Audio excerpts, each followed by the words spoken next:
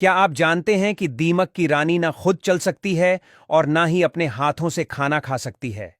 फिर भी हर पल कई सेविकाएं उसकी सेवा में लगी रहती हैं।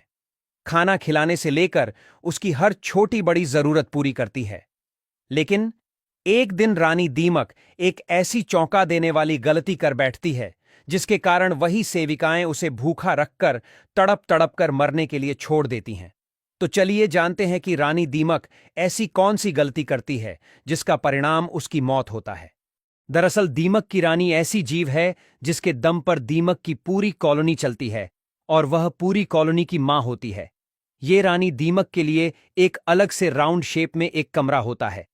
दिखने में यह रानी 2 इंच लंबी, मोटी और भद्दी होती है और उसका मुंह इतना छोटा होता है कि दूर से दिखाई भी नहीं देता। दूसरी ओर दीमक का राजा कद में रानी से छोटा होता है और वो आमतौर पर रानी की आसपास ही रहता है। साथ ही रानी की आसपास उसकी सेविका होती है जो रानी का पूरा ध्यान रखती है, जैसे कि खाना खिलाना, मालिश करना, अंडे साफ करना। रानी का शरीर इतना बड़ा होता है कि वो खुद से खाना भी नहीं खा सकती। कॉलोनी में रानी का काम सिर्फ अंडे देने का होता है। वो दिन रात बस अंडे देती रहती है।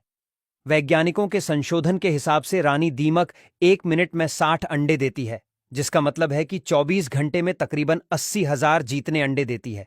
जैसे जैसे रानी दीमक अंडे देती रहती है, वैसे वैसे वर्कर इन अंडों को साफ करके उस कमरे में रख देती है जहां अंडों को स्टोर किया जाता है। फिर इन अंडों में से बच्चे निकलने में 1 महीने से लेकर 3 महीने तक का समय लगता है। यह समय वातावरण के हिसाब से कम ज्यादा होता रहता है। अगर ज्यादा गर्मी होती है तो बच्चे को बाहर आने में ज्यादा समय लग जाता है। दीमक के छोटे बच्चों को निम्फ्स कहा जाता है। ये बच्चे दिखने में एडल्ट दीमक जैसे ही होते हैं, लेकिन कद में उनसे छोटे और नाजुक होते हैं। मजे की बात यह है कि शुरू में सभी निम्फ्स के शरीर एक जैसे ही होते हैं, लेकिन बाद में उसकी खुराक के हिसाब से वह वर्कर, सैनिक, राजा या रानी दीमक बनते हैं। मतलब कि किसी निम्फ्स को वर्कर या सैनिक दीमक बनाना है तो उसको एक अलग भोजन दिया जाता है, और अगर किसी निम्फ्स को रानी या राजा दीमक बनाना होता है तो उसको विशेष भोजन और साथ साथ मालिश भी दी जाती है।